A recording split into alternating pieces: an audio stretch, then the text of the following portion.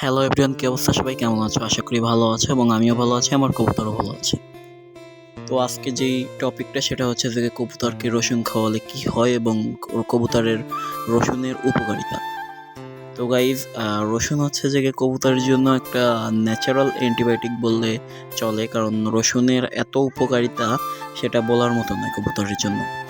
তো আমি আগে একটা ভিডিও ছেড়েছিলাম, শর্ট ভিডিও, তাতে দেখিয়েছিলাম যে কবুতরকে রসুন খাওয়াতে হয় কীভাবে। তোমরা যদি দেখে থাকো তাহলে তো ভালো, আর না দেখে থাকলে দেখে আসো। তো আমি আজকে বলবো কবুতরেরকে রসুন খাওয়ালে কী উপকারিতা। তো কবুতর আছে, অনেক কবুতর আছে যেগুলো ঝিমেছে, ঠোঁট থেকে পানি পড়তেছে, বা পেটে সমস্যা, বা এরকম গ্যাসের সমস্যা, এরকম অনেক কিছু হতে পারে কবুতরের।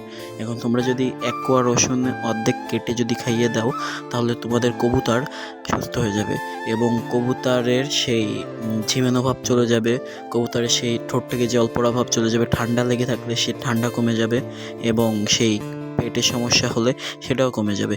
এবং যদি সেই কবুতর টয়লেটেও যদি সমস্যা হয়, কবুতরের যে চুন চুন যদি লাল হয়, তাহলে যদি তোমরা খাইয়ে দাও এক কোয়া রসুন তাহলে কলম কবুতর ঠিক হয়ে যাবে। এবং বড় বড় ফার্মে কলম এরকমই কাজ করা হয় এবং এরকম রসুন খাওয়ানো হয় এবং দেখা যায় তাদের কবুতর আরও ভালো হচ্ছে, সেই কারণে তারা রসুন খায়। এজন্য তুমিও তোমার কবুতরকে খেয়াল রেখো এবং দেখো এই সিমটমগুলো যদি হয় তাহলে রসুন খাইয়ে দিও। এবং আমার মতে মনে হয় প্রত্যেক মাসে একবার করে যদি রসুন খাও তাহলে তোমার কবুতর ভালো থাকবে। আমি তো এটাই করি। ভিডিওটি ভালো লাগলে লাইক করো এবং চ্যানেলটিকে সাবস্ক্রাইব করো। ধন্যবাদ।